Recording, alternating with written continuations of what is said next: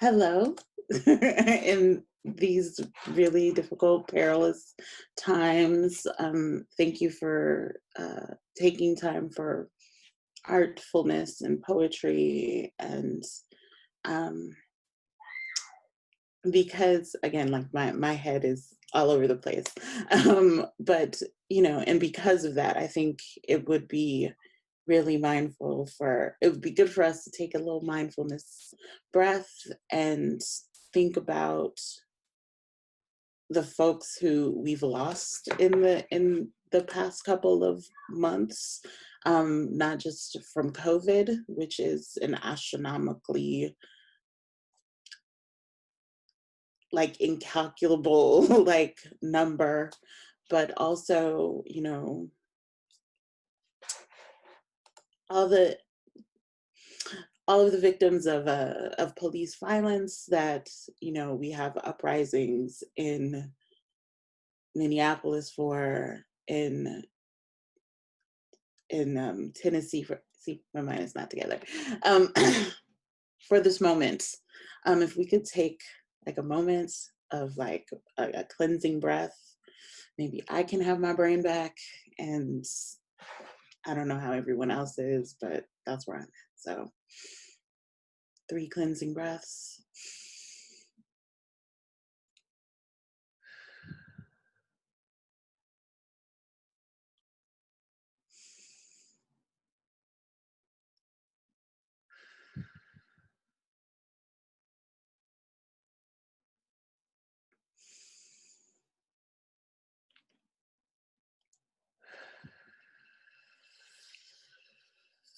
All right. Welcome to the final installment of the Auburn Avenue gender issue reading series. The poets and writers who will be with us today are incredibly dear to my heart in terms of their work, and like both on the page and in terms of creativity on the page, in terms of critical work on the, just in life.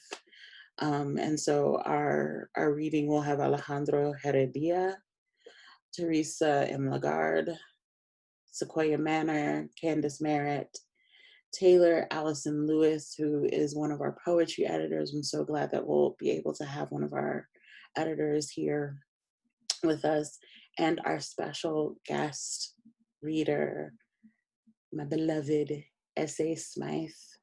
I'm so glad that you were able to meet with us today. So as usual, I'm going to start off with some OPP, and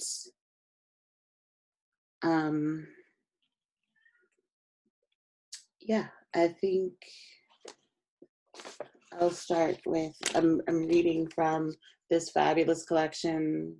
If you do not have it, you need to go and correct that, which is Letters to the Future, Black Women Radical Writing, edited by Erica Hunt and Don Lundy Martin. And this is a piece by Evie Shockley. It's called Philosophically Immune.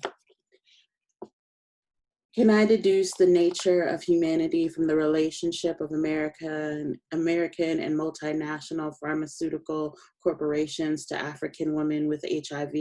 Is it natural to test pharmaceuticals on people who are citizens of less powerful nations, members of a devalued gender, representatives of a maligned race? Is it logical? Is it cost effective? Is the nature of the relationship of American and multinational pharmaceutical corporations to African women with HIV economic or human? Economic or humane? Are African women with HIV human? Are African women human? Are Africans human? Are American and multinational pharmaceutical corporations human? Are American corporations human? Are Americans human? Are American corporations citizens? Are Africans American? Are African Americans multinational? Can humans have a relationship to American and multinational pharmaceutical corporations? Are corporations corporal? Are corporations real? Are corporations corpses? Are corporations gendered? Are women representative? Are humans incorporated? Are humans pharmaceutical? Is HIV pharmaceutical? Is nature pharmaceutical? Is nature humane? Is nature natural? Are nations natural? Are nations race? Are nations corporations? Are nations cost effective? Is nationality a test? Can I deduce the humanity of a reader from the relationship of the reader to American and multinational pharmaceutical corporations? Can I deduce the nature of the reader from the relationship of the reader to African women with HIV? Evie Shockley in this amazing collection. And, you know, it's thick and beautiful for a reason. Sit with it. It's church for me. First to our virtual stage is Alejandra Heredia. If I am saying your name incorrectly, please correct me. I do not mind being corrected. Whose fiction is in this this gender issue. Alejandro is a queer Afro-Dominican writer and community organizer born in Santo Domingo and raised in the Bronx. He is a 2019 Dreamyard Radical Poetry Consortium Fellow and winner of the Golden Line Press 2019 Chapbook Contest, selected by Miriam Gurba. His work has been featured in La Galeria magazine, No Dear magazine, and NPR's Latino USA, among others. His chapbook, You're the Only Friend I Need, a brief collection of stories about migration, queerness, and friendship, is forthcoming March 2021. Please welcome to the virtual stage, Alejandro Heredia. Yay. Hi, can you all hear me okay? Yes. Okay, awesome. Hi everyone, my name is Alejandro. I'm gonna be reading I'm gonna read a section of the story that was published in Auburn Avenue, and then I'll read a poem. First, I wanna say thank you, obviously, to Auburn Avenue for having me. And also thank you to Chuck for facilitating this and reaching out. It is a very difficult time. It's a very difficult day. It was hard to focus all day, given all the rampant anti-Black violence that we're seeing all over the country. And it feels good to have poetry and prose and writing and writers supporting each other and showing up. So thank you for being here. I'm going to read a piece of my short story. It's about these two kids, two teenagers, hanging out in a cafe, and they're waiting for a friend. It starts off with one of the characters, Fabio, saying, "I bet he's a maricon too." Fabio whispers into Noel's ear to avoid the curious eyes of the other customers. The only thing Fabio loves more than the great Dominican poets is twisting their poetry to create queer alternatives for their lives. Mir isn't sad about the country. He's sad because he's not getting fucked. Cartagena Portalatin writes about una mujer sola, not because of the great social burden placed on Dominican women, because she's a raging lesbian. The dream, she writes, is about finding another woman, eloping under the Caribbean sky. Even Salome, founding mother of Dominican letters, is a subject of his queer reconstruction of history. "Why do you think she started that school for all girls?" he says. "You're sick," Noel says, rolls his eyes, but he laughs. Their minds are what draws them together. They are not particularly excellent at school. Fabio gets better grades because he can focus last minute to pass a test. But for the most part, they go unnoticed by the teachers and the few students who compete amongst themselves to get good grades. Rather, it's their curious obsessions that bind them. Noel with his facts about the sky, his obsession with Newton and all his thought experiments. Fabio with the queering of Dominican poets. Even if they know little about the other's interests, they listen to each other, their minds, like two cups of water filling and emptying into one. whatever new or wild idea entertains the other. And of course, there is a secret that everyone knows but no one braves themselves to say. They've never had serious girlfriends, not anything of significance. And anyway, no relationship status could hide the mannerisms, their walk, the way they hold their hands, how they roll their eyes to the back of their heads when they're annoyed. Far too flamboyant to be not to be noticed, especially Fabio. When Noel is shy, Fabio is unapologetic and exuberant. Any attempt to justify these mannerisms were thrown to the window in out the window in ninth grade, when Fabio got into a fist fight with one of the popular girls in school, precisely for harshly pointing out what no one else was willing to say.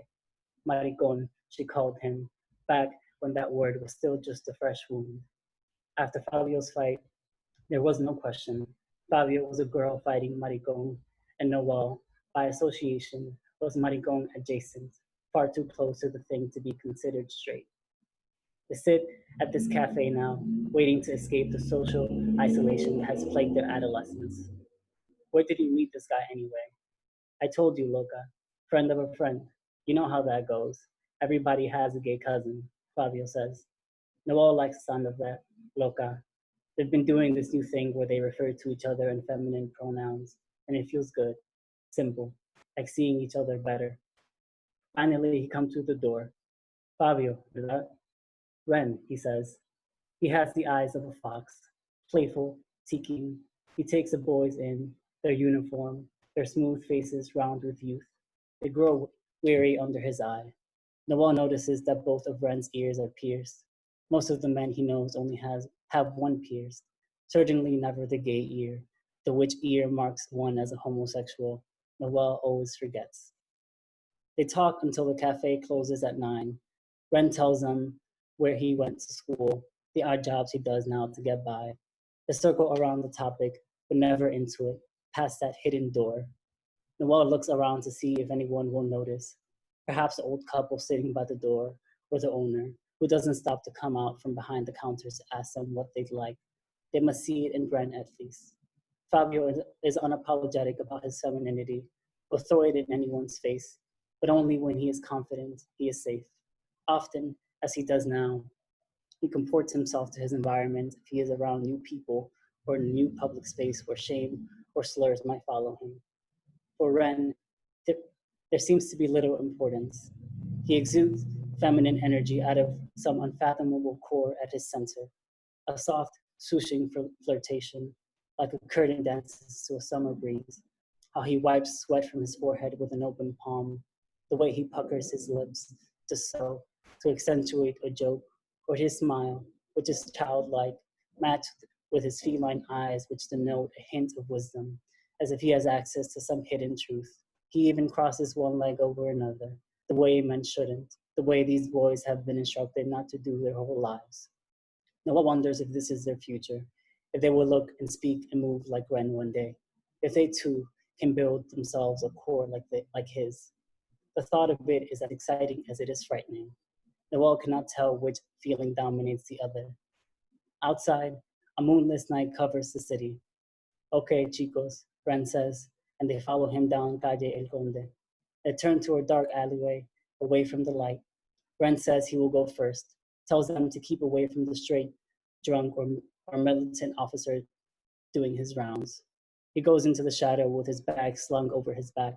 When he returns, he is a new person. Noel looks up at him with his mouth agape. Wow, Fabio says. Ren wears a long, wavy black wig that falls to the middle of his back. A loose maroon dress hangs off his shoulders, open chest, revealing a tattoo of a rose right below his left collarbone. He continues the rest of his transformation before them in the soft orange street light. Two small hoops replaced by large silver earrings, worn down sneakers replaced by tall, strap heels. His makeup takes the most time. He looks at himself in a small, compact mirror to powder his forehead. Finally, when his eyeliner is done, he pulls out a tube of red lipstick. The boys stare at Ren, paint a line across each mound of flesh. He presses them together and puckers his mouth to show off his soft red lips. This is what I spend all my fucking money on, he says. How do I look? Fabio's eyes are full and wide. He looks as if he's found a pearl after searching long and hopelessly in the dark. He nods, says nothing. He is too struck to speak. Next to him, Noel is unnerved. He feels as if he might laugh at the sight, a man turning into a woman right before his eyes. The part of him that is distracted by logic, that which has always been good at following the rules. That part of young Noel wants to laugh at the absurd. Then there is the other, or the others, the multitudes within him that fight to push their way to the front of conscious thought, like a field of fireflies flickering in synchrony, as if to point to this moment in time, as if to say, you have arrived. Can't be seen out here looking like a maricon, can't be seen in there looking like an ugly man.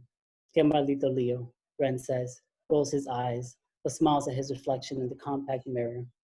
Fabio goes into the shadow next, comes out wearing his aunt's blue blouse, tight black jeans. His skinny arms stick out awkwardly, and the blouse is a little too big for him. He parts a small fro, and in its place, and in it places the white flower.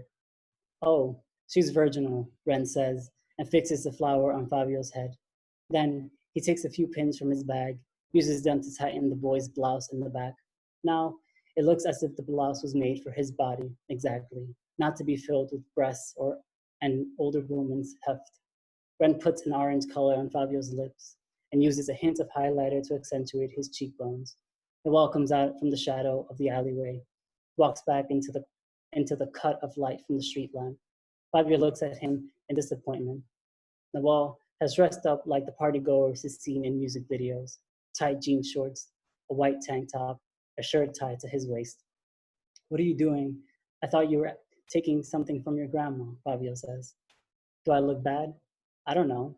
I wanted to look more cool than girly, you know?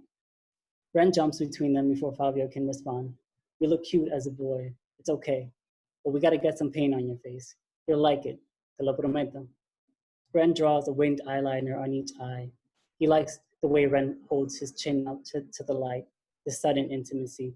Noel looks in the small circle of the compact mirror. He looks like a creature of the night, bird-like, a crow. He quickly looks away from his reflection.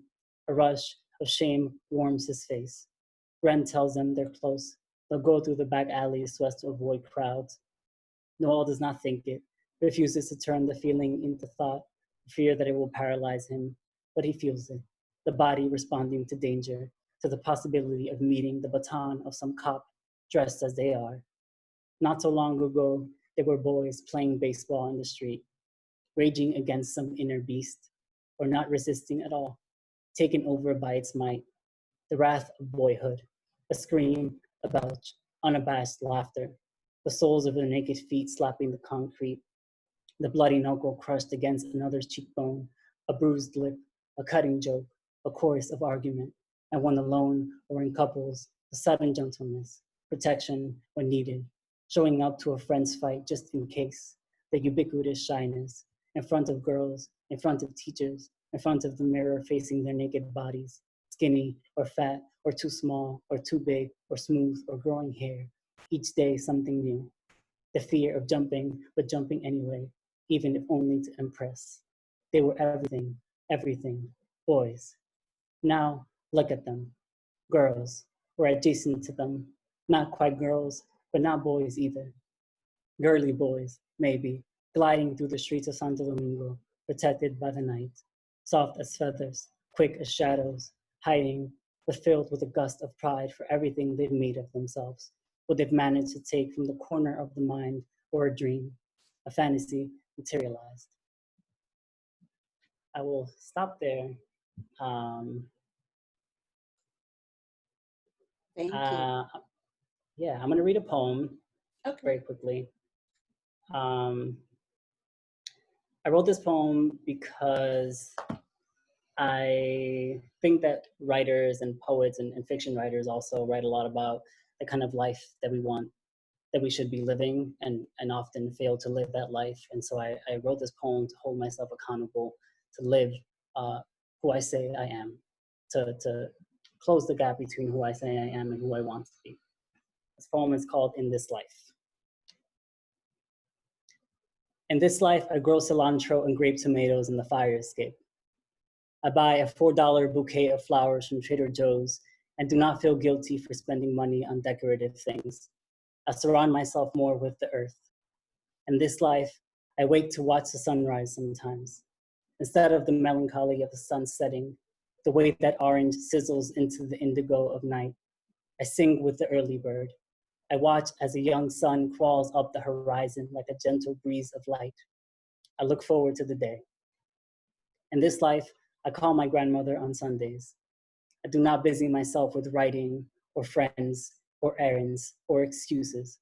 I have the conversations I have with her in my head out here in the world where it matters. I ask her all of her old stories of the campo growing passion fruit and the Civil War and all it takes to love a man through 50 years of alcoholism. I talk to her right here before the cancer rushes through her like a wave. In this life, I learn how to take a joke. I do not take myself so seriously. Here, I gulp large chunks of air into my lungs, and instead of laughter, out comes confetti, 100 colors of my joy. In this life, I see my mother once a season and it does not hurt. We watch sci-fi movies on her couch. I translate all of the English words she does not understand. Here, I do not drown in her sorrow. I do not explode in panic attack. I do not blame her for the way I've learned to survive her, then the world. In this life, I do not function from survival first. I do not detach when I am hurt. I hurt when I am hurt, and I tell people how I feel. In this life, I do not run. I am not fleeting, not tempest. There is a boy I love, and he loves me, and I let him love me, even when I am afraid, even when I am hurt. I make a home in the sea of his chest, and I stay this time. Here, we hold hands by the sea, and on the bus, and in the hood, and at the funeral, and inside the holy belly of the church. Everywhere there means to unlace us from our love. Here, we hold hands against every iteration of the White House that means to untether us from our black, our queer, our joy. In this version of the world, I plant the tree. I watch the sun. I love the boy. Here, finally, I am who I say I am. Thank you. Thank you so much, Alejandro. Thank you for your fiction submission and its beauty, of course, and vulnerability is precisely what the reason why we published it. And then it's beautiful to hear your poetry. So I'm glad we got to hear some of that. Next to, oh, before I get into that, of course, I need to do some deep thanks, of course, to our fearless editor-in-chief, Chakuru, and our editors, Taylor Allison Lewis, who again is one of our readers today, Malcolm Tariq, Matthew B. Kelly, Ariana Benson. Thank you all for making this experience wonderful for me. It's my first go at being a guest editor for a literary journal, and as it's a lot of work, and you all made it bearable. In addition, I want to remind you that Auburn Avenue is independently run. Would like to be able to pay writers who are submitting their work and keep operating costs together. So if you have the ability to donate to the Cash App, Auburn Avenue, you can donate to the journal there, in addition to whatever donating you're doing right now for bailouts happening across the country. The next person to the virtual stage is also so dear to me personally. I promise that we did not mean the presence of Spellman in this issue is not, some of these people I didn't even know. This one I happen to know. The next person to the stage is Teresa M. Lagarde. She has a bio. I'm going to add to it though. Teresa M. Lagarde is an editor and creative working out of Kansas City, Missouri. Her primary genre is poetry. Currently, she's teaching English composition at Metropolitan Community College, Penn Valley, and developing site-specific interdisciplinary installations with performance outlet Ruby X. She's also a playwright, amazing, amazing editor. She's also a theatrical director. And I'm going to be honest about this person. When I transferred to Spelman College, Teresa Lagarde was the big poet on campus. And I just so admired her and wanted to be like her when I grew up. And so I'm just so happy to see her on this stage, and you can bask in her greatness with me, Teresa Lagarde.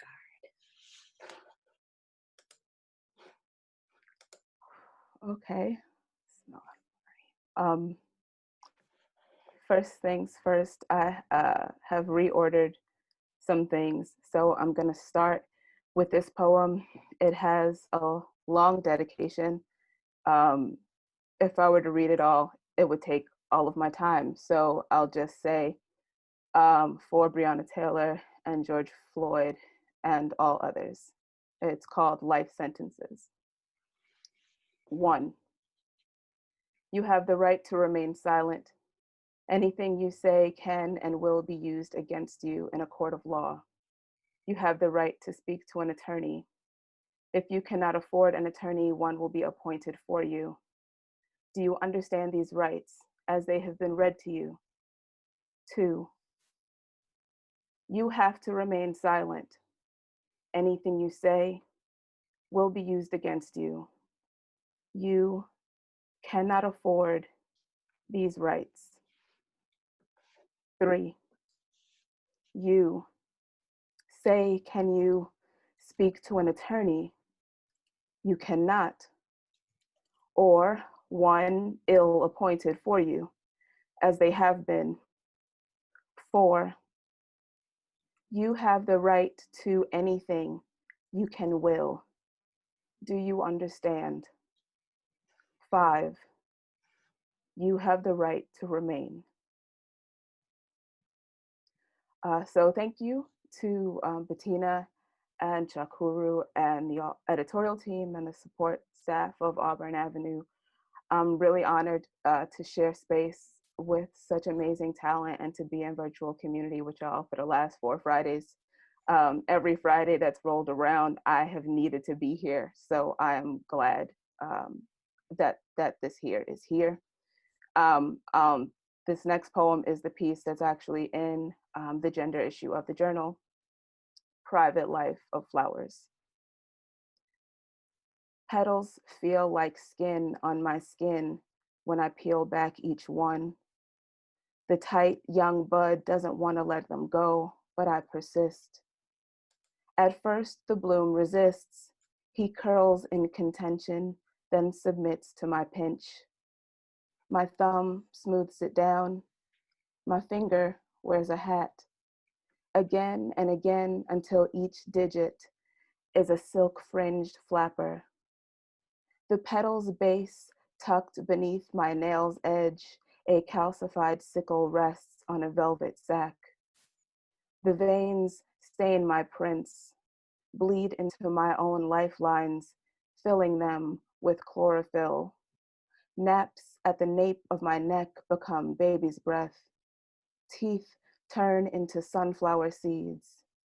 Shoulders sprout capelets of leaves to cover the places he's touched. Hands working me over like early spring soil.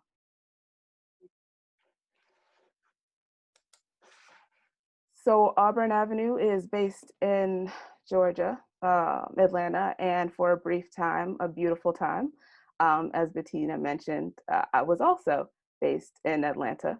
when we were in undergrad together. So this is sort of my love letter to the SWATs.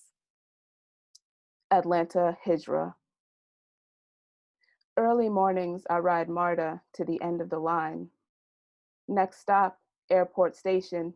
This is the southbound line. I walk through West End to get to my classes. The homeless I pass on the end of the line board the bus. Where are they going? Where do they get off? The answer to both is the end of the line. Thursday nights, Blind Willie's is packed. Thirsty prospects spilling out the door to the end of the line. Slight girls with heavy makeup are herded upstream, everyone else to the back of the line. Fresh bait makes for easy fishing, common carp chawing the end of my line. I judge, but I am no Mother Teresa. That used to be me at the end of the line.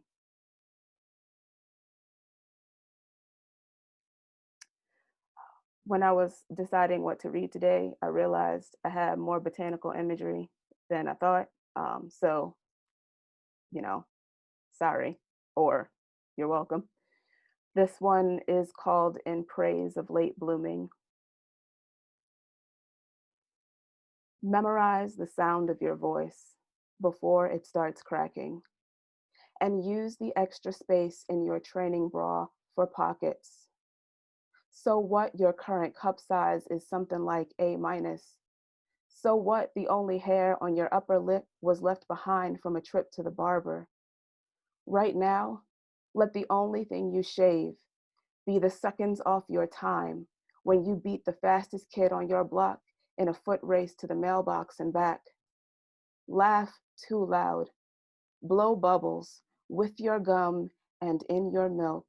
Dance in the lamplight on your way inside to make curfew. And let bedtime be for secret talks with siblings or teddy bears. Keep your sheets off the floor. This is how you keep the scary ones away. Although one day you may mistakenly invite a monster into your bed. Keep your closet doors and your young heart open. You will never be this inexperienced again.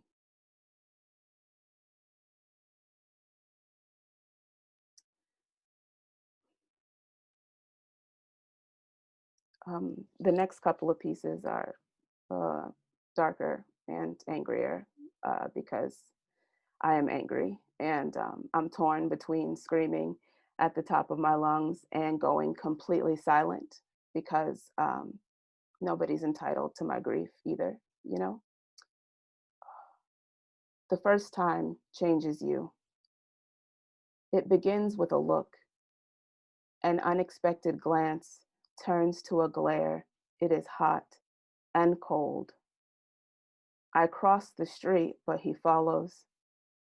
My temperature rises, breath quickens, hairs on the back of my neck stand up. So far, it's just like everybody said it would be. His eyes peer into me, pulling me apart, time, movement, my hands, everything suspended. Does anybody see what's happening? He's close behind now. I reach high. Now I spread wide. Now bracing myself firmly against a wall or down on the ground, there will be bruising. Take it easy, he says, taking what he wants. You fit the description. His hands loosen, but never his grip. This time, he coos. I'll let you go with a warning.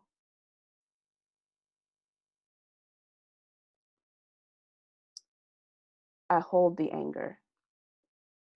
I hold the anger like a razor in my mouth, maneuver around it to speak. No danger of nicking myself. I've known this blade so long, so well, I could floss my teeth with it, cut my meat with it. Instead, I scrape the inside of my cheeks, fill my mouth with spittle and blood, my own liquid humanity.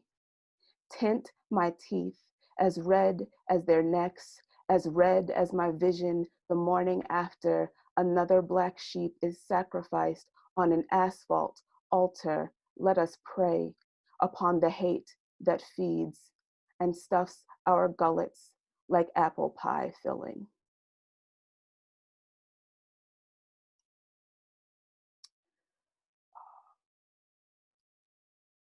So, anger amidst other emotions, right? Because we have to multitask in this life, otherwise we would only be angry. So these next couple of pieces are not so angry. Relations. I cut the tip of my finger clean off one night in the kitchen, chopping onions, turning turnips into beets, thinking about my cousin who doesn't cry. He just swears like an HBO comedian, with each punchline of his life more bitter than the last, one on top of the other smashing down. It's no wonder he drinks like a root. There's no live studio audience, but the hits just keep on coming. We come from a long line of comedian cooks who learn to ferment tragedy until the bite becomes a smile. It's deep, this wound on the end of my finger that reminds me of a joke.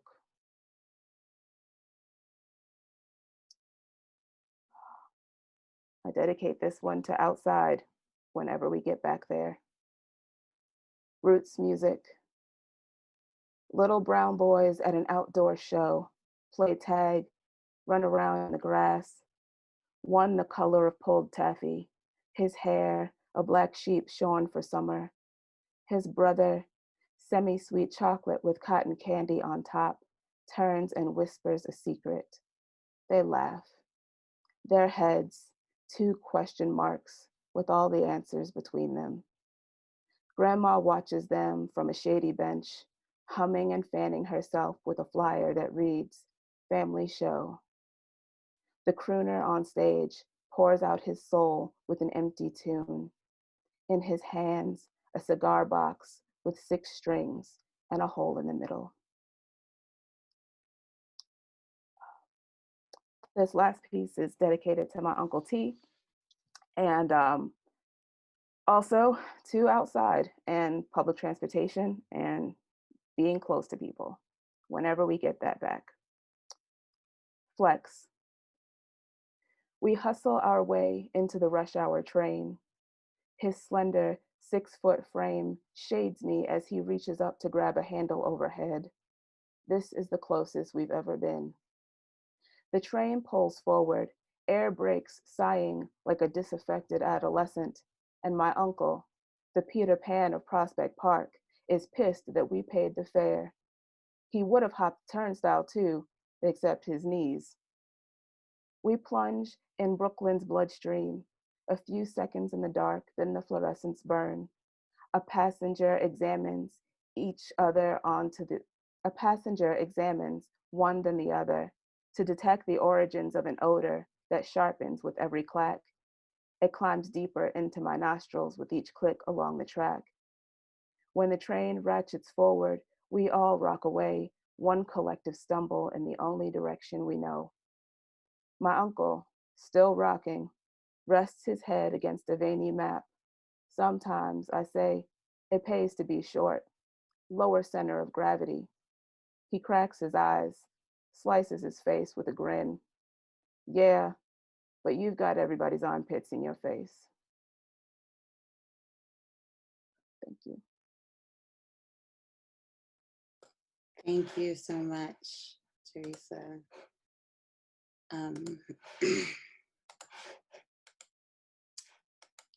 Next, yeah, thank you so much, Teresa. And thank you for kind of bringing us, back and forth through this particular moment, the complexity of this moment. We are still in the middle of a pandemic, as everything else is also falling apart. Next to the virtual stage is a poet, and I'm really curious to see how this poet will read one of these poems, like if they will read one of these poems. Sequoia Manor is a Mellon Teaching Fellow of Feminist Studies at Southwestern University. She earned her BA in English from Duke University and her MA and PhD degrees in English from the University of Texas at Austin. She is co-editor of Revisiting the Elegy in the Black Lives Matter Era, published by Routledge just last year, 2019. And late last year, so it's like still spanking brand new. Her essays and poetry can be found in Meridians, Obsidian, the Langston Hughes Review, the Feminist Wire, and elsewhere. And I'll say Revisiting the Elegy and the Black Lives Matter Era is an amazing collection. I was introduced to it because I was writing about Black grief, and I was asking, fielding Twitter followers, like, what readings do you know about where Black folks are talking about Black elegy? And this as a collection came up and blew my mind that somebody was actually doing this work. And it of course makes sense, thinking about the reflections. Like my first engagements with the movement for Black lives as a poet was, through Black Poets Speak Out. So the kind of foresight and clarity of creating such a collection, and the essays within the collection are really, really quite amazing. So please go out and get that as well, if I can recommend more books. And also welcome to the virtual stage. Thank you so much for that beautiful introduction, Bettina. Can you hear me okay? This is the level I want to speak at. Yes. My voice is a little shot. I also am in the space and not in the space and angry. Thank you, Bettina. Thank you for reading and selecting. Thank you to Auburn Avenue. This is a beautiful journal. Thank you to all the writers. This virtual space has been necessary. And I'm actually sad that it's ending, that this is the final week. A couple of things, another Spelman connection. So I'm actually headed to Spelman. I'll be teaching in the English department coming this fall. Yeah, celebration. And thank you for saying those kind words about the collection, Revisiting the Elegy in the Black Lives Matter Era. Right now, Routledge is having a sale. It's 20% off. I know that we're donating to bail relief and supplies. Minneapolis is in a food desert right now. I know that we're donating to our local mutual aid organizations. I know that we're giving to very vulnerable communities like the Navajo Nation. If there's extra and you do buy this book, just know that all the profits that the co-editors receive go to the Movement for Black Lives. My name is Sequoia Manor, and I'm a Black poet that refuses to remain silent while this nation continues to murder Black people. I have a right to be angry. First poem I'm going to read is published in the gender issue of Auburn Avenue, and it is an elegy. I write about mourning and grief and teach about this, and it can be exhausting. And it's an elegy written for Natasha McKenna. She was a woman who was intimately familiar with the police in Virginia. She had a long history of mental illness. And on the day of her death, we might all remember her video that circulated in a very graphic way. On the day of her death, she was supposed to be transferred to a psychiatric facility. Cameras captured her strapped to a chair, arms bound, legs bound, naked, a hood over her head, and she was tasered to death. So this poem is in two parts. Only one part is published in Auburn Avenue, and that was deliberate on my part. I wanted Natasha's voice to ring through. But I'm going to read for you two parts today, so new shit, exclusive. And I'll say that the work comes from the autopsy report, police reports, other public documents. For Natasha McKenna, part 1. She was sweat and wild, wild eyes, muttering of rape, and how those sometimes ago are always, always happening again. The police are following me. The police are beating me. I can't breathe. Breathe like that boy who covers my mouth, then licks my tears, then licks the wound that I brush, brush, brush, rub with toothbrush and urine, because there is poison in these walls where I cannot breathe. My lungs, spore, pocked, fluid, filled, pulmonary edema, a daily flooding of thick, thick, thick, thick, thick, thick. She was combative, irrational, nervous, strong, aggressive, paranoid, depressive, delirious, strong, growling, thrashing, spitting, naked, strong, strong like a demon, strong like nothing you've ever seen, strong like 2 sets of handcuffs and still fighting, strong like tied down, hooded, and still fighting, strong like pepper spray ain't nothing, strong like 4 CED shocks in 2 minutes, strong like it took all of us to put her down. She was extraordinary. She was hotter than any human can withstand. Tears, sweat, shit, piss, bile, blood. Like everything that came out of her was molten lava all over the sidewalk.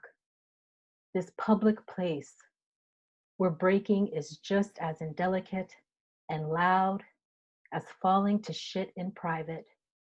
So open and so visible in front of Home Depot on a Tuesday, as ordinary as any other day, when the hot, hot sun beats the face and no wind blows. As ordinary as any other day, when traffic backs up the main roads and weariness does what weariness does to the self. As ordinary as any other day, when the police wrestle a woman down to the sidewalk to be broken in. Part 2.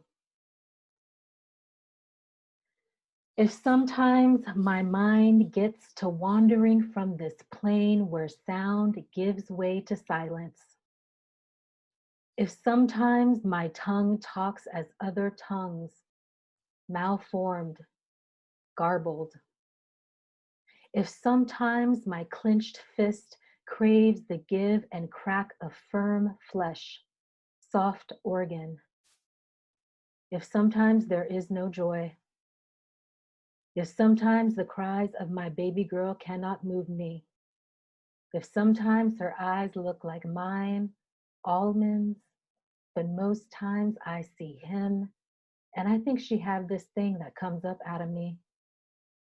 If sometimes the pitch of black is a coppery conduit to brackish waters, if sometimes there is joy, if sometimes there is no joy, if sometimes the sweet smell of sumac sends me spiraling and I wake up yelling again, if sometimes I don't remember how my inside thoughts crawled up out of me to land as spit, if sometimes I just need a motherfucker to back up, if sometimes I need the walls to reflect the funkiness of the human condition, if sometimes a wasting cannot be quieted, if sometimes I cannot be quieted, if sometimes it is what I always expected it was, you promised you wouldn't kill me, I didn't do anything.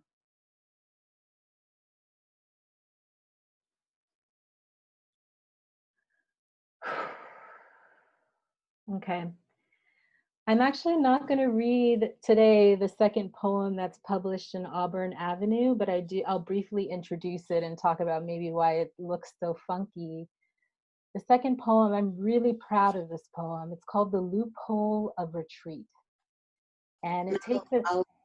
I'll screen share it if that'll be. Thank you so much. That'd be amazing. Amazing. Yeah. Thank you. So the title, The Loophole of Retreat, is taken from Harriet Jacobs' 1863 narrative, Incidents in the Life of a Slave Girl. And this is a book that I love and I teach often and I return to and I revisit and I have 5 million copies of because they're all torn and highlighted. This woman, I'll just briefly say, was remarkable. She tells the story of her evading her lecherous and lustful master, who was a powerful doctor in the community of Edenton, North Carolina, where she lived. And she evades him for 7 years by hiding in a narrow attic space. And she eventually secures freedom for herself and her children and goes on to live this quite remarkable life that's centered in activism. This woman is incredible. If you have never read Incidents in the Life of a Slave Girl, please just pick up an old, battered, used copy. Is the screen being shared right now, Bettina? I think you're muted. I said, for some reason, I'm having a hard time. That's no problem. I actually have an old, this is like a draft copy, and I'm wondering if I hold it up. It basically looks like a house. And on the front of this house, I've written you guys will go read it. But here, if you see this little tiny attic space, is where Harriet Jacobs secured her freedom in this remarkable way. And I created a poem where I imagined what she's saying. So it's a poem about the power of imagination. It's about Black insurgency. It's about the possibilities of freedom. But I want to close with a poem that I chose today specifically for Bettina. We are both 2 women around the same age who were living in Los Angeles during the 1992 riots. And I'm thinking about all the children who have collectively witnessed riot. 1992 riots were some of my earliest memories. And maybe when we're not feeling so raw, we can talk about this together. But I think about trauma, and I think about PTSD that comes from living through and surviving that, right? It's quite a thing to be living in foster care in South Central LA and the world burns down around you. I think it's remarkable when I think about my journey to be a professor with a little platform, able to teach on a daily basis is a beautiful thing to me. So I'm often thinking about those who imbued me with a revolutionary spirit. And I will say that one of those figures is Tupac Shakur. Obsessed with him, always thinking about him, always writing about him. Very important to Los Angeles. I'm working on a manuscript regarding Tupac right now. Hopefully it'll drop soon and y'all can read it. But I want to read this poem called Dear Tupac, and it's kind of written in epistolary form in letters. I think I have 3 minutes left, and that's just enough time to read this poem. Let me see. It's called Dear Tupac. Dear Tupac, sometimes when I think of you, I gaze at the moon on a clear night when no wind whips and the coyote slinks through dampened sage in mountains somewhere far from this city that is so loud with people and their echoed mourning, so bright with lights and their thrum, where invisibility is the new black and breath is a chokehold. So instead, calculations of life after death dream a world where no longer does iconicity escalate the flesh of boys. A full clip makes right the ritual of second-class birthings. What a queer art of death, this performance of absence, this ritual of unmaking where for at least a brief while, the body is witnessed as a body and not a network of misnamings, not the particulate matter of psychopathy and urban blight, not a constellation of corporatized desires, not a symbol of struggle, simply a body at odds with an out-of-control punishment system. Can you be Black and look at this? Dear Tupac, you are scattered like jazz across these states. A sorrowful note in Baltimore, a syncopated bruise in Harlem, a gravel-mouthed moan in Oakland, a mustard seed in Compton. You are always already a thefted body, a torso dislodged from neck and its bullet wounds, fingers plucked for preservation, skin flayed, stretched, golden tongue gifted to another rough water. You are the material evidence of survival, a lifetime of resurrections, a discharge of hauntings, a flashpoint, the roam and wander of post-bop, a brilliant star streaking wild across the sky. You are the ring shout of a radical tradition, a prayer, a self-fulfilling prophecy. You are the manifestation of the ecstatic. You are the stuff of elegies and uprisings. You are the sound of feathers and flight. You are the sound a ghost makes when it returns to a body. Dear Tupac, I've enclosed directions for resurrection. I hope you find them useful. Start with 3 parts legend. Graft rib, jaw, navel, and pearlescent opal. Mix with the ashes of a bombed out house in West Philly and find whatever footage you can of Stokely. Combine Billy Club and Glock 45. Chop funky baseline and the disappointments of integration. Grind tattoo into the chalky dust of a burning city and blend until viscous. Now let rest and let rise. Now imagine the boy. Imagine the boy unbulleted, unpunctured. Imagine the boy intact, unpenetrated. Imagine the boy and his body out of time, not supposed to be here, but here and breathing anyway. Imagine the boy not dead. This is what you've hungered for. Thank you. Thank you so much. And for a moment there, I was sharing the screen, but I'll do it one more time for folks. This is The Loophole of Retreat, which was my question about like how one could read how one could read this poem. So I was curious as to how that could happen, but maybe some other time. Thank you so much for your work. Thank you. And I'm looking forward to the Tupac collection. You know, like he was important to my early consciousness before, when as a child too. And, you know, like in addition to, you know, being a Black girl in LA at the time, and being aware of the narrative, it was strange for me as an adult to move away and realize that few people knew who Latasha Harlins was, much less the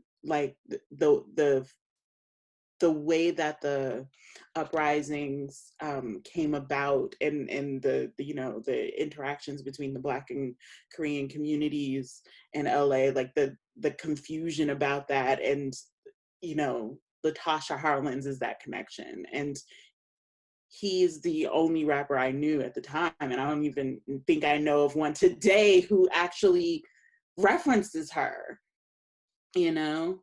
Yes, and keep your head up, right? And so, you know, it was so important to me to hear people be outraged that this little Black girl was murdered with little recourse. Anyway, I could go on, and so I like for that reason and more, I'm excited to hear about your future work. Next to the virtual stage is Candice J. Merritt. So I'm excited to print work by Candice Merritt. It was my first time really encountering your work, and in this format, you know, seeing your name in community spaces, activist spaces. So really happy to see your work here. Candice J. Merritt is a Black queer feminist with roots in St. Louis, Missouri, and Atlanta, Georgia. She's currently pursuing her doctoral degree in African American Studies at Northwestern University with a focus on Black feminist theory, motherhood, and family in Black women's literature. She seeks to weave theory, memoir, and poetry and creative nonfiction in her writing, research, and teaching. Welcome to the virtual stage, Candace J. Merritt. Hi, everybody. Thank you so much, Bettina, for the opportunity, and also Auburn Avenue and Chuck, who I have not met yet, for the selections of the photography and artwork to accompany the poems. This is definitely the first time sharing and reading aloud published poetry. So Auburn Avenue is like the first one to do this for me. So thank you. It's something that I'm growing into and trying to claim and own. I would say the two poems that I'm about to share today are rooted in my own kind of academic project right now, which is around questions of intra-community violence and family and intimacy, which are very difficult, I would say, conversations to have when we, I would say, as a whole Black people, are forced to deal with anti-Blackness in its global way and structure. But also I'm very committed to thinking through and figuring out ways of how we can take care of each other. Because I think at the end of the day, I think we're probably all we have. And relying on the state for, in the meantime, is going to take a minute, if ever. So these are the kind of questions I'm thinking about, is care, intimacy, and the violence that we commit against each other. So the poems I have today are very, very intimate. I think they're still raw for me. For me, family is a very complicated space. Two of the poems are definitely thinking about me as a daughter. And the other one is thinking about me as a mother. I became a mother at a very young age, before 13. I experienced a very violent act that led to the pregnancy, and it's something that I haven't talked about. And I'm still trying to come to language to sift through and name. And one of these ways is through, I feel like poetry is like a code sometimes to come close to that which feels like it has no language or you can't even say. So with that said, I have two. They're both published. The first one is called Father Love, and this is me thinking about my own experience with my father, a Black man who had it very tough and still does, and me thinking like his struggle didn't really impact me, but it definitely did. Father Love. And then she swallowed him, head, hair, face first, whole, no tongue, nor time, or eye, to savor, or hot spit, to smooth that bristling beard, that blackest part, stubborn stubble, brushing against the walls of her brimming belly. How itchy, a knock on the funny bone, a curious finger trespassing home, its nose in the navel. She carried his, or mistaking the missing body for peace. But that beard, that body, tangled in, and she wanted out, all of it.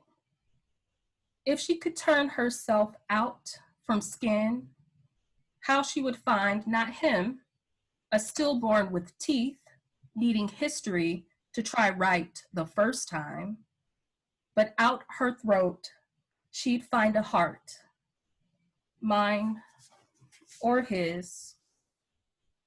She had to wind it, listen to a juke, the love and loss of the first man.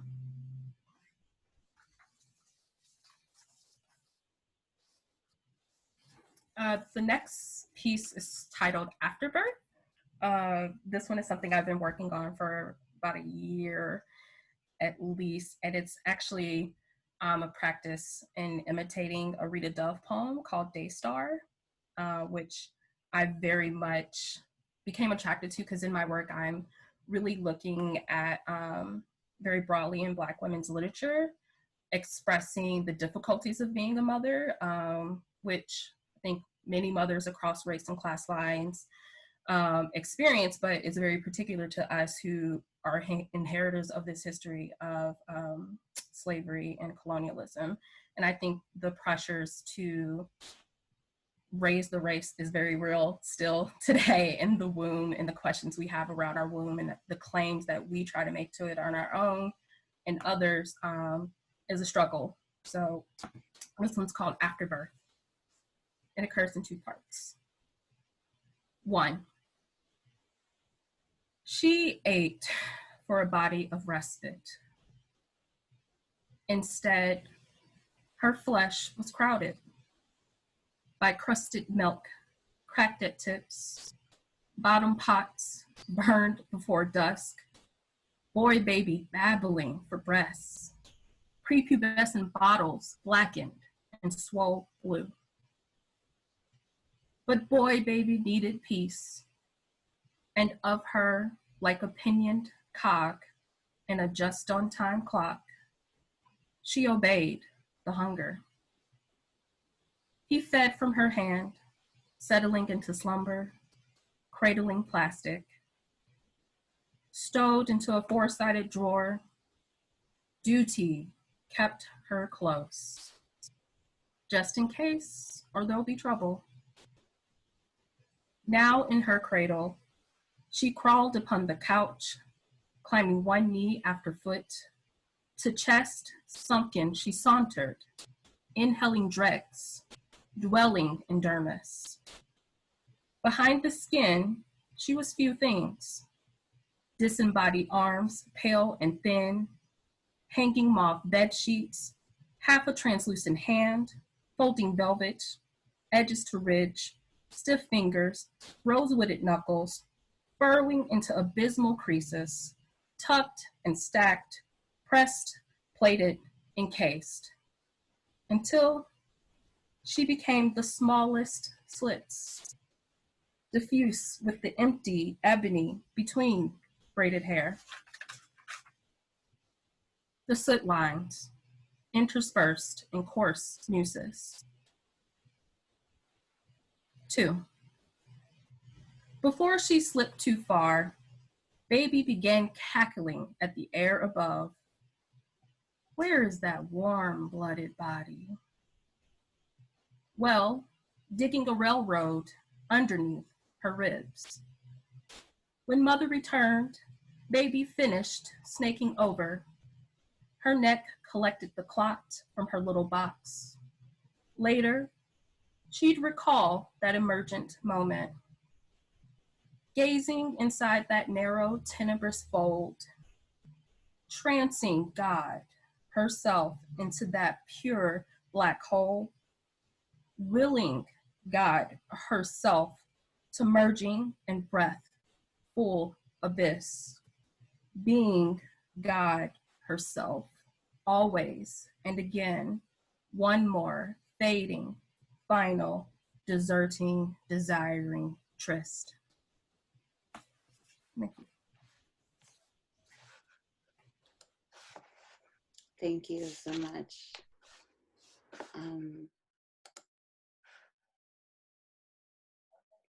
Now, like we've had readings from all of the folks who have submitted work to the journal and work that has been published, and now we're going to have some of our special guests. Well, we're going to start with our editor, one of our editors, our poetry editors, and hear some work from them, and then after that we will have our special guest, S.A. Smythe.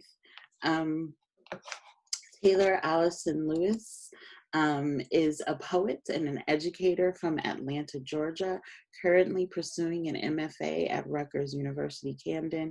She is an alumna of Spelman College. Promise, I didn't know.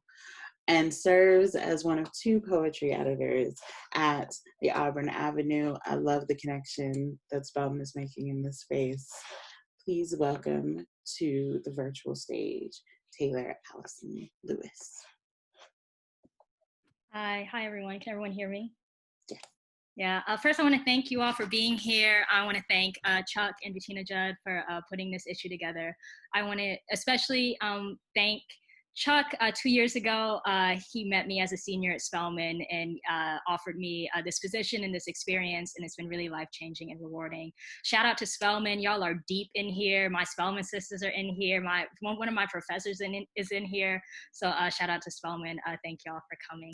I'm gonna read 3 poems, none of which are currently published. I'm kind of in a stage where I'm not publishing right now. The first poem I'm gonna read is kind of in conversation with something that I've been thinking about lately. I wrote this in October, but I was reminded today that Jesus was a revolutionary who was crucified for telling the truth. And I wrote this poem in that spirit. It's based on a painting by Salvador Dali called Corpus Hypercubus, or Crucifixion, and it's called Magdalena. Hewn by the precision of sacrifice, I promise I would not have chosen to die this way. My body an exhibition, the stars extinguished, my father's gone. I cry for him, though my tears have dried, mixed with fresh blood. Hung by my own genitalia, a thin rope wraps around my supple hips. My chin cuts across the sky. I have shaken my crown of thorns off. Another lie I carried up this laborious hill. How many stories must I carry, God? And only the devil answers. Oh, Magdalena, look how strong my thighs are. Look at the weight collected underneath my rib cage. Look at the swell of my breast. Look at how carefully these cubes caress my outline. This is a religion that we are birthing. In preparation for this nakedness, I shaved every corner of my face. I waxed the growth of my pubic hair. I pumiced underneath my armpits. My feet are broken against one another. I bleed for you. Beyond the craggy mountains, it is dawn. I do not touch the dirt, the rocks. My feet as clean as the day you washed them with your own hair. As I enter the realm of death, I smell the perfume heavy underneath your breasts, pure nard. I know that they will write of me one day. They will not write of our eyes in the candlelight. They will not write that I was a man who loved you. Here, my body and my blood lift me off of the world. I tower over you. I grasp the new dawn with both hands. I ache, though I am strong. Anoint me, Magdalena. In the corner of my eye, I see you. Your arms are weary from the heavy wool robe of your attire. This is what you have worn to public funeral. You pose for this retelling now. Your face is hidden in the shadows. I am a coward, Magdalena. They will call you whore, and you will know that even the love of Christ sullies you beyond all recognition. I love you, child. Before you mourn my immortal flesh, mourn the love we shared. Keep your gaze steady when they roll the rock away and I am gone. You know the truth, as small as you are, against the black, against the white. You expose the warmth of your naked skin, and you cry for the both of us. This next poem is To Hold. Yeah, it's a love poem. To hold. I won't hold out what's been said between us on my hands anymore. A few wild berries, black like tar. I woke up next to you once, and my glasses were on, though I had the memory of you taking them off to kiss me. In Vermont, we climbed a mountain so white and silent that a dog seemed a wolf 50 feet in front of us. Black fur, gray fur, then just the teeth. A year ago, before I knew you, you lost your glasses, and now you manage without. And yet, a wolf still appears. The night beforehand, you tuck off my glasses again to rub my cheeks and underneath my chin with your thumbs, as if you were trying to mold a new person out of clay. Don't you want to hold my head in the palm of your hand? Don't press. The first time we met, we danced for hours because you knew every song. By 1 a.m., your leg was hiked up against me, my back pressed against the filthy wall. We sweat. You remember that touching and want it all the time. I am clay against your hands and your fingers indent me. I remember all the times we woke up at 4 a.m. and the clubs were closed.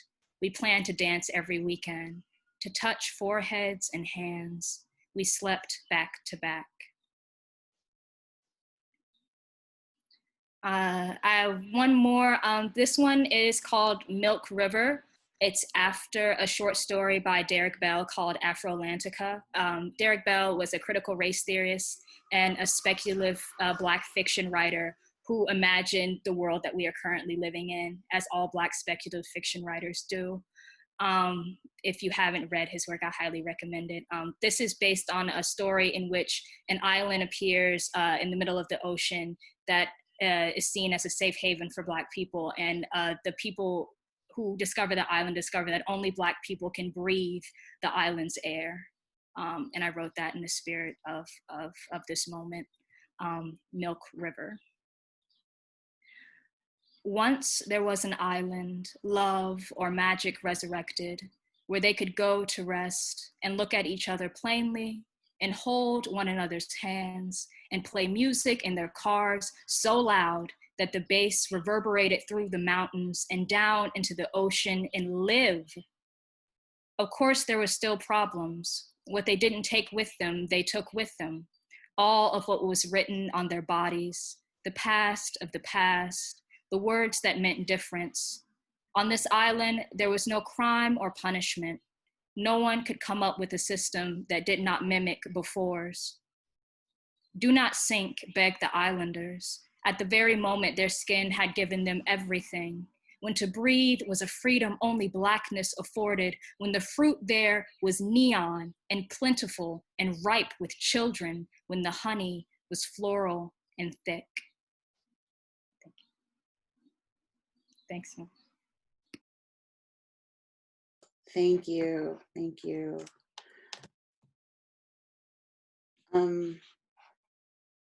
We are on our way. We are on our way to wrapping up. Last but not least to the virtual stage is just the flyest dresser of any millennium. Like I'm gonna tell you right now, I don't wear a suit, but essay makes me want to. And I know I just couldn't pull it off, in the same way. Just fly fabrics and just luxurious looks. Just, in addition to being brilliant and all that, whatever. You cannot get past sometimes. Like, I think the first time I saw as I was like, who is that? Because there was just this gorgeous, I think the color was so much. Yes, I'm gonna do this. It was just the most beautiful suit I'd ever seen. Anyway, S.A. Smythe is a poet, translator, and an assistant professor of Black European Literary and Cultural Studies and Black Transpoetics at UCLA. Their creative and political investments are about capacious and otherwise non-binary approaches to diaspora and Black belonging. Smythe is currently working on a book about Black cultural responses to colonial border regimes, citizenship, and dispossession across Europe, in particular Italy, East Africa, and the Mediterranean, titled Where Blackness Meets the Sea, on Crisis Culture in the Black Mediterranean. They are also on the verge of completing a poetry collection titled Proclivity, which centers on a familiar history of Black migration across Britain, Costa Rica, and Jamaica, trans-embodiment and emancipation, a collaborative collection of essays on the Black non-binary, and an edited volume on Blackness, nativism, and indigeneity called Troubling the Grounds. So many projects, so many fly suits. This is S.A. Smythe. Thank you so much, Bettina. Some people write their problems, some people drink their problems, some people do both, So thank you so much. This is gonna be really weird without like the cringe of the audience or the just sighs and averted eye contact, but I'm really glad to be here. And nervous too, because I can't see people, even though when I'm in public readings, I don't make eye contact, so I'm finding myself in this liminal space. I'm gonna read a couple things. Shout out to Spelman Supremacy, I have to say that. I didn't go, but I knew about it from Barnard. White Spelman, we won't do an analogy, but I appreciate all of you. And thank you so much for having me in this space, for such a powerful volume of writing, Bettina, for putting that together, and the editors at Auburn Avenue for putting that together. Okay, I'm gonna stop vamping. I'm just gonna read my gratitude to all of you. And I hope some other kind of pop-up space like this, Bettina, no pressure, comes up soon. Friday, I'm free. Okay, all right. I'm not very good at technology, so if this goes away, I'll have to print it. I should have done that before, but I also couldn't figure out how you were doing the hand clapping emojis on people's faces, but I was signing and snapping silently, So. Okay, the first one is called Languish. Can you hear me okay? I can't speak louder than this. Languish. They said I'd never know the word depravity until I left here. So for the second time today, I've left you for words. To be fair, I've mispronounced my whole self into these knots. One never dreamed to inhabit the linear world until the ending is near, when suddenly you cannot help but imagine it. Well, this one's for being. Corrugated, listless limbs and flighty synapses still refuse to speak on the matter. Now, have we really always been so permanent as that? The way all of our language crowned, pulled, joyous, an anchor back in from being dropped through the heavy dock, and as the blinding thud of sickening contact with axles spinning through now muddy lawns, as the bells outside sound helplessly. We slept before we made our way inside, the midnight and white flowers watching. She wept before we made our way upstairs, began breaking a window by opening it. And now there is a chorus that repeats itself. And while on our kneecaps we cannot listen, since we are too busy wanting to learn and learn over and over again how to solve loneliness, how to become thieves filling rucksacks on rooftops, I watched the mystery of the same weddings of science and myth that the Greeks did. I built a boat out of berries and birch branches, tried to row it up a mountain instead of just changing the boat. I waited for the sea to rise and for the rock to liken itself to an island. Waited for the earth to library its boulders in a languid city. I walked with my arms out, picking bricks off the corners, swallowing things without names that do not care if they make my stomach hurt. As I sit in this bedroom, as I dress like a ghost, and dance to the sounds of swords marking the trees with their sharpness.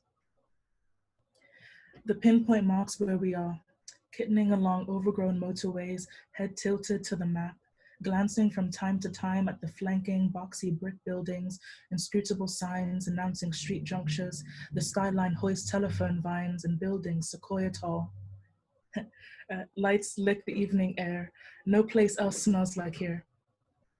Wind sweeping lake scent across town, the sweet sear of habichuelas, hints of forest around the edge. You're thinking earth or assembly line, or what anchors person to place. You're considering fidelity and wondering if you're even capable, but this woman is showing her midnight shoulder in the curl of each bridge, with her lacquer geometry stopping you cold. Sorry, I chuckled for just a very childish reason, but shout out to Sequoia, who I've never met, but you're delightful. Okay, I'm gonna read, I think, 2 more. I forgot to time myself, Bettina, which is just the Virgo's Lament, but I think I'm gonna push through. I'm going to read, this is a poem I wrote, Kai Green and several other editors for the Transform of Feminist Wire a year or 2 or 10 ago. Time's a crutch, time's a flat circle. It's called Don't Call It a Comeback, but not that one. I just got back and already feel the need to time travel again. Not the way some white folks fetishize its possibilities, the chance to touch everything, to say they were there, to spread their imperiousness across multiple dimensions. What even is whiteness if not the ultimate butterfly effect? Except all the butterflies are undead actually, emaciated moths and made of stone, and wherever they land, it's yours whose flesh they infect and turn inside out. You who they made believe the world was filled with nothing but monarchs. I don't need that kind of time travel. I never wanted to be blue or a fifth element or to have a ridged forehead or use memorized, militarized hand gestures or wear comically long scarves while whizzing around alone for centuries in a telephone box. I've always wanted the kindred way, dizzying along my own time stream wrenched sideways from oblivion back to 2012 so I could say no and never know the treachery of Highway 17 or the genders I left there. Back to 26 December 2010 so I could say something like, just let go, but don't let go. Or maybe, does it hurt? I went back to September 2001, to May 1965, back to 15 April 1989, August of 62, to December 1948, to September 1984, to 1775, or 1492, or some shit like that. And there's the fetish. I knew it would come. I want then, congealing right there in the 60s so I could tell my father to get off the plane. I'd say, turn back around, not yet, Daddy. Tell him how things are better in Limon, how it's hard, but you'll miss yourself in the end. How they'll do their best to break you, so let's just stay here in the fields. We can build here, I said, as my hands become apparitions. I would have reappeared, embraced in the shadows of the broad Welsh beech trees in the middle of whispering to my mother how she doesn't need to stay. Remember that, I plead, while I'm there under her childhood bed, materializing at night once the candles go out, preparing her for a life of letting go by teaching her all of our undoing. I will have gone, sweating, panting, racing through the throngs of dark young men in wide-brim hats and too long neckties, queued up there along the Kingston docks, want to thrust myself into my ungrandfather's arms in June of 1948 and beg him not to do it. Get the fuck off the boat, Mas Wilmot. Don't do this to us. The future is always already here. And we want that, or we will have wanted, or would be wanting that now, I did say, or I will have said then, but I'm stuck. And I'm just not so sure anymore. I can see those flight attendants calling up security as my father kisses Abuela and Tia Maria and steps on the plane. I feel the Windrush men brushing me off my grandfather because I'm debris, but I show them then. I leave an imprint of tears and snot and blood, nail bed still bleeding like the Shroud of Turin on a Sunday best. Can see Madge shooing me out of my mom's house and I'm rapidly clawing at the floor as they pull me out by my legs from under the bed. It was always like that, always bringing me back here like a moth to a flame, unable to save us or the others, waiting to undo myself again.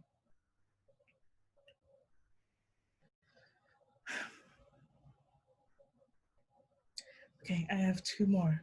Look at those hands. Thanks for the emojis. Just technology is something. Okay, I have two more. I'm gonna read a portion of one because while I didn't keep track of time now, I meant to. And so anyway, there is this work. One second. Oh God. It's I was gonna pull it up, but I think it's in my bedroom where it belongs, which is Black on Both Sides by Riley Snorton, and then also Magical Negro by Morgan Parker. Those are the two texts that this next poem thought with. It's a triptych, but whatever Latin prefix is a triptych, but 12 parts. It's a 12-part poem, is what I want to say. And I'm just going to read two of them. But Morgan has a poem called History of Black People. And almost everything she writes is also that.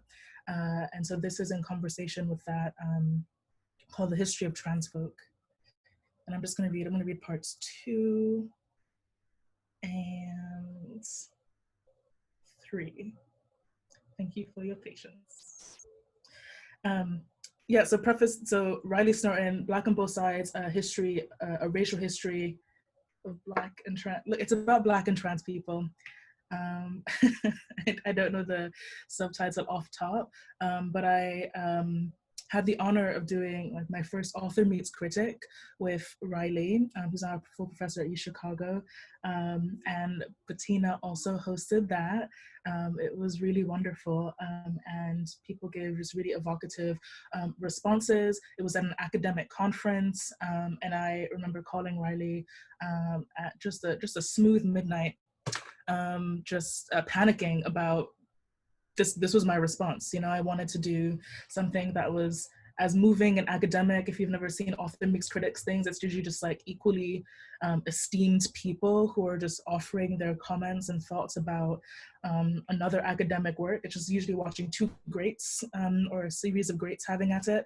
But I was also there, and I was doing like a poem. And so I was very, felt very insecure. And in addition to being one of the people that I think with the most about Black non-binary things, and what it means to live here, what it means to live and also be here.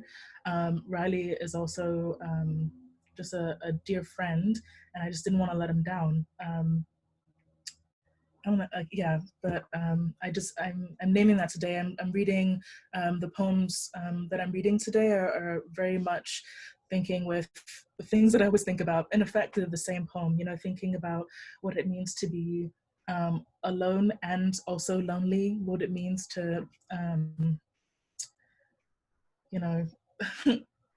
the Black people can feel free to reach out to me in a sub chat or whatever they call it after this. But I think a lot like resisting an Afro-pessimist drive, basically, because I'm myself a migrant, an immigrant. I work and read and think with and used to eat with, when I was allowed to be with people, migrants, refugees, and asylum seekers who do so much to try to push through and live in spite of, but there is very much in this country that is not my own.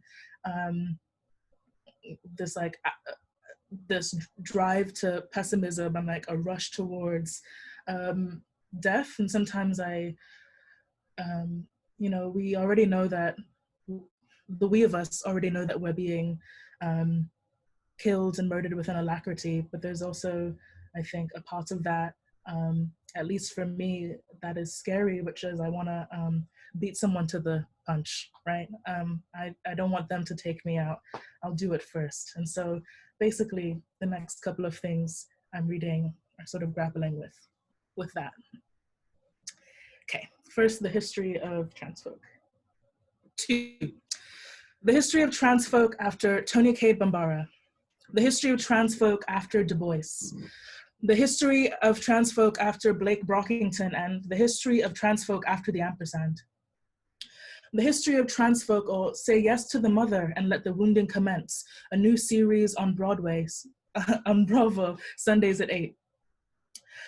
The history of trans folk, a tragicomic horror musical that some critics are calling edgy and racially tinged, a must-see if you can afford it. The history of trans folk, reckless, fleshful spasms. The history of trans folk, an allegory for Dwayne "The Rock" Johnson's continuous battle with various forms of transportation, various buildings, and outsized wild animals on hormone-induced rampages. The history of trans folk and the will to medicalization. The history of trans folk as the transposing, changing same of the color line. The history of trans folk, a Black feminist reading of Steel Magnolias starring Alfre Woodard and Queen Latifah, a remake with India Moore still on the table. The history of Black folk, or whoever sponsored the cloning machine that Steve Urkel uses to transform into Stefan when he could have just taken off his glasses. The history of trans folk, re-released as a new Negro classic. The history of trans folk, an invocation. The history of trans folk in The Conditional Imperfect. The history of trans folk, or Danny Glover being, quote, too old for this shit since 1987, but still making another 3 films in the Lethal Weapon franchise. The history of trans folk by Riley Snowden. The history of trans folk as the also murdered epithet perpetually shackled to Philip Divine. The history of trans folk indelible, trans folk glorious. The history of trans folk with an inauspicious beginning. The history of trans folk adapted and removed from white folk. The history of trans folk unfungible and indeterminate. 3, this is what we're made of. An eroded my-size Barbie doll, factory flawed, which is to say ungendered and a little less thingified. Ready-mades, wannabes, and streetwalkers, that meme where the guy dances in the back of his house grinning, why you always lying, from ear to ear. Granddaddy's telling you it's just a phase, but handing you their second best suit, eating fruit over the sink, spray tagging hashtag we won't be erased on all of America's grave sites, which is to say in cemeteries, at the courthouse, or at the mall.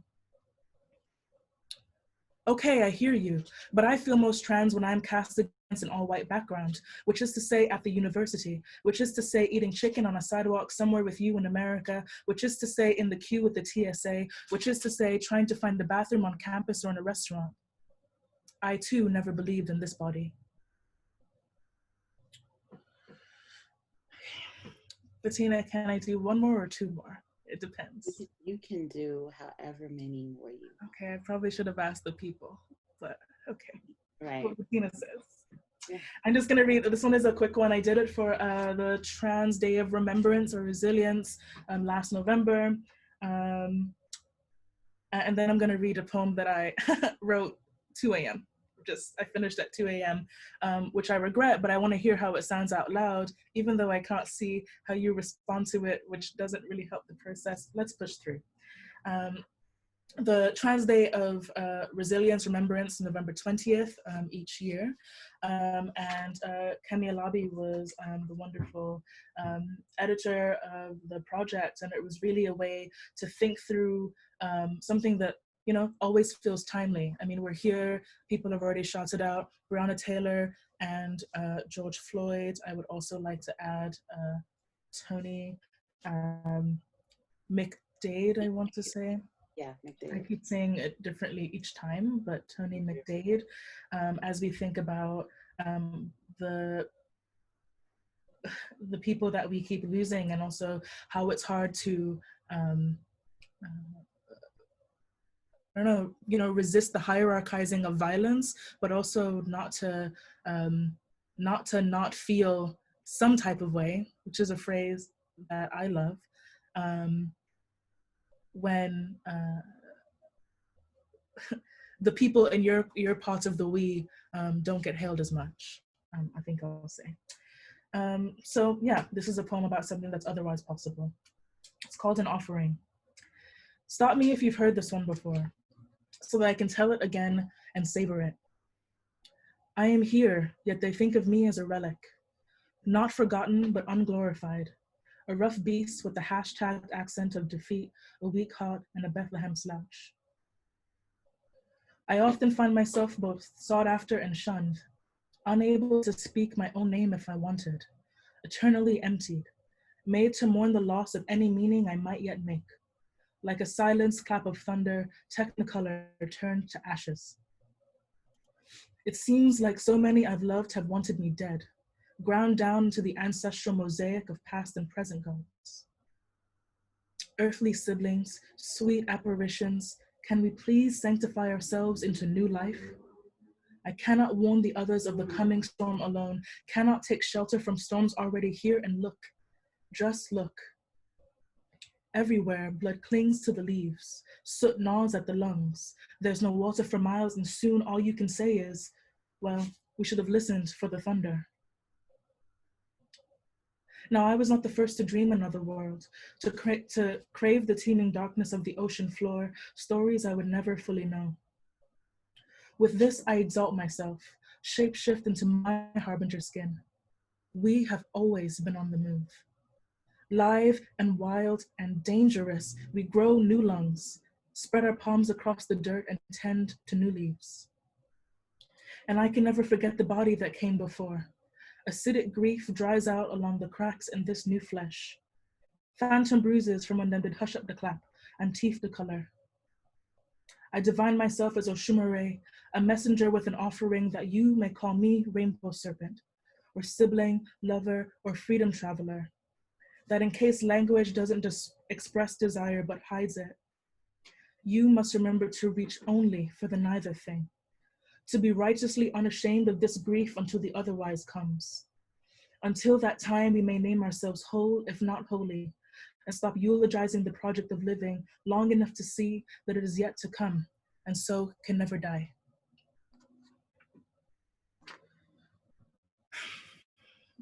Okay. So the last one, thank you for your attention. Thank those of you who read for your words. I'm really honored to come after you. This one, I just, 2 to 4 a.m. It's the pocket now, I guess. So it's called Choose Your Quarantine House, and if you're on the internet, there are a bunch of memes. I don't know if they're there anymore because I keep avoiding the internet, but and I can't see if people are, but do you know what I'm talking about? It's like different houses, and it's a bunch of people who, sometimes it's like 2 decent people and 2 people that are the worst. And if you're like me, you spend hours just like, well, is anyone really disposable? But that bitch ain't shit. Like you just like oscillate between the 2 and like choose a house. It's like a whole thing. So get on Twitter, I guess, is the moral of the poem. But so this is inspired by that. And so these are my quarantine houses. Okay. Based on a true story, as it were. Choose your quarantine house. House 1. You, in the dark, sitting pretty on the patch of hardwood floor where confrontation and confession meet, pouring gin into someone else's morning, a series of slight disclosures for a chaser. Idly humming along to another Prince cover, this time, Mary Don't You Weep on vinyl, trying not to think about death, yours or his. What's the use? You're gonna die in this country you never managed to live in, not once. The how doesn't even matter, really. A daughter of the dusk threads encouragements in through the screen door, hoping you are well. A white woman you haven't had a real conversation with maybe ever, but certainly not since you moved in, texts you that she's just checking in and Venmos you $20 with emojis of food and 2 pink hearts. And that's how you know another Black trans person was killed today. You thank them both for their hopes. House 2. You, in not really a house so much as a ditch that you've been digging by hand since you were 12, it's hard work because it fills back in every year. The blood from your ragged nail beds that forge chase pools for your tiny resentments and all your love languages chomp at the bit for an externally appointed peace. Teeth gnashing at the memories of everything you miss. Slow hands, people watching, people wanting, being both too big for your britches and too small to be left out alone without someone's sleeve to hold. First Fridays, festivals, getting dressed up, getting undressed, and then getting texts about the event you were supposed to be at from under the covers saying you were sorry to miss it, maybe next time. Swapping straight chisme, gossipy questions that your mates try to disguise as aloof interest, walking near the beach but not on it, it'll get in the shoes. Sitting in the traffic on the parking lot that they call the 405 for almost an hour, just in time to nab the best spot in the corner of your favorite bar downtown. Back to the wall, always. Just to pull out a book and never take your nose out of it, except to look up at the bartender and slyly ask for the usual with the shit-eating grin. The smile usually leaks from your face every time you remember that the usual is how you got here in the first place. House 3. Oh, here we go. It's you. You and the relentless retrograde, the Sturm and Drang, the Myers hand soap, the disseminating moon and the sirens, the pack of camels, and the group chats with your miserable friends, and your when this is over friends, and your sometimes it be like that friends, and your ... then nothing and iMessage friends. Those friends who must feel the loneliness drive in deeper with every notification. You and the body pillow, wrapped up in each other's bullshit, wondering why a Black body needs a body pillow when the news says that the Black body is as extra as it is and can't feel a thing. You just as blessed enough, you just blessed enough to be stressed, highly favored by your anxieties. You and the same heartache and disorders and sirens and disinfecting wipes and sirens and the same sexual hang-ups, the same crick in your neck, waking up with your self-same jaw, fixed to make the same Richter shriek in the same bathrobe, holding your breath day in and day in and day in. Even the day wouldn't dare go out at a time like this. Not with the neighbors peering through the curtains just so, not with the cameras on, surely not while you're asleep, not while you're praying to choose the way that you go out. Not when it heard that there was someone or something taking breath out there. You exhale once, when the cigarette smoke piles up in your lungs and you see the greens with their nerve, their fucking gall, to thrive out there on the balcony like that. Life toppling out of the raised beds, pressing themselves up against and over the balustrades. Nothing's really wrong with that. You're just sick of it. House 4. This is the one. It's you and the complete and total understanding of how hard it is to be a single being. At first, you weren't sure if the sounds were coming from the vinyls or the stone island in your chest, but well, now there's no denying it. It's not Mary. Proud and sorrowful Mary, who against all odds still knows how to follow directions. It's just you, washing your hands again and doing all the weeping. Thank you. Thank you so much, Essay. Thank you for joining us, for taking your time out to be our special guest. Of course, the piece that you read at Riley's panel was breathtaking then, certainly breathtaking now, and for this moment, thank you for that. Thank you for shouting them in their workout, him and his workout. I'm gonna close out. Oh, let me just do the formal stuff. Thank you for coming to our final installment of the Auburn Avenue's gender issue reading series. It has been wonderful to be your host and guest editor. It has been wonderful to share in this work. I started out this reading more distraught than I am at this moment, and I hope you are experiencing that healing power of creative work and writing, and even as we're writing through and with our frustrations and anger and righteousness toward a better future, imagining better futures, writing better futures. I hope we can, feel the possibility in that. I'm going to close out with a poem of my own that has been having a hard time finding a home, but here it is. On empathy. What it sounds like is birds breaking small bones against glass. The least of them, sparrows, of course. You're about to serve dinner and this is the scene. Blame the bird. The impertinent windows. Try not to think of the inconvenience of blood spattering violet in the dust. How can you eat after this?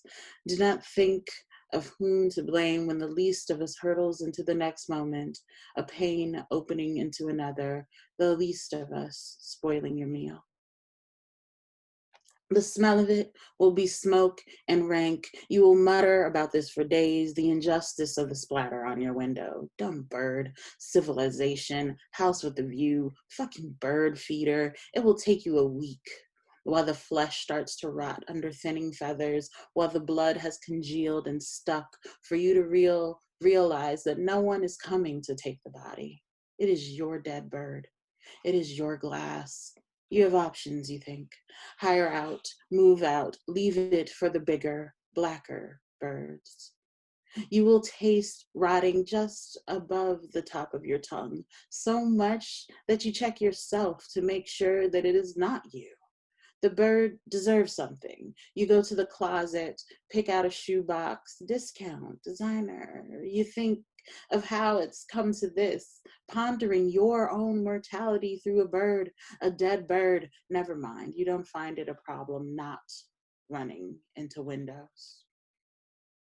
It's an eyesore.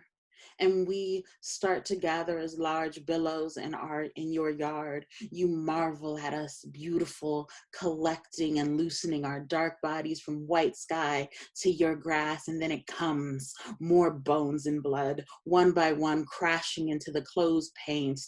Birds, brown and gray feathers, idiotic pests, another fucking feeder. We look like billions lifting into flight and then shatter. You might find a delicate humility in the art of cleaning glass.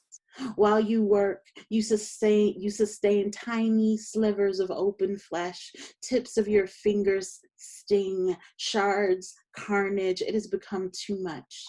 You're careful to pick up all that you can see. You call a repairman. You are careful to pick up all that you can see. You throw everything into big, shiny trash bags. You are careful to pick up all that you can see. You consider French doors. You are careful to pick up all that you can see and find more with each barefoot trip through your bloodbath house.